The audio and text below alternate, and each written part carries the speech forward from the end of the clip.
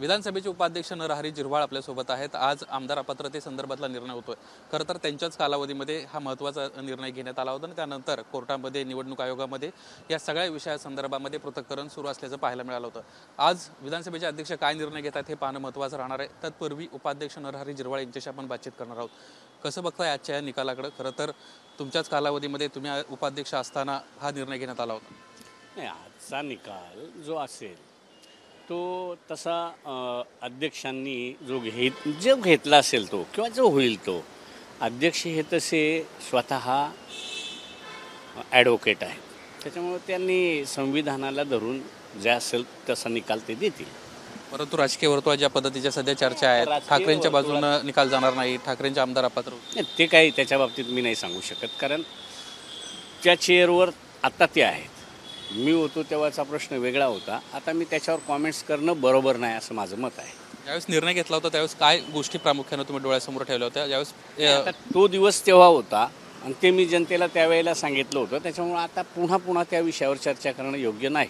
आता जो होईल तो कायद्याला धरून संविधानाला धरूनच निर्णय घेतील असं मला ठामपणानं वाटतं।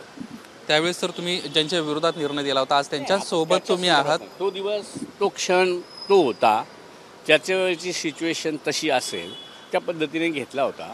आता त्याच्यात त्यांनी काय जो अभ्यास केला असेल तो सांगितलं ना, मी स्वतः ते ॲडव्होकेट आहेत, त्याच्यामुळे ते असं चुकीचा निर्णय घेणार नाहीत।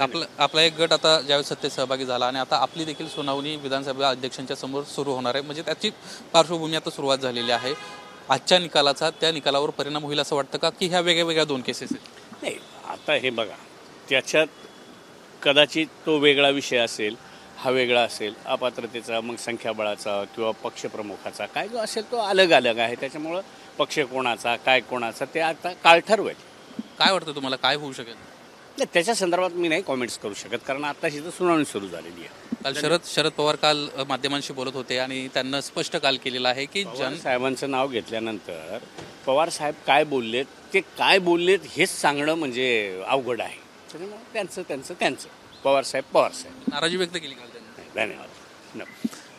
आपण पाहिलं असेल या सगळ्या विषयासंदर्भात सध्या तरी बोलायला नरहरी झिरवाळ यांना नकार दिलेला आहे। जो निर्णय आज घेतील ते अध्यक्ष, आज त्यांचा अधिकार आहे, त्यांना काहीतरी कायदेशीर बाबी पाहिल्या असतील आणि त्यानुसार निर्णय होईल असं देखील त्यांना म्हटलेलं आहे। कॅमेरामन गजानन बाळापूरकरसह निलेश बुदावले, एबीपी माझा, मुंबई। एबीपी माझा, उघडा डोळे बघा नीट।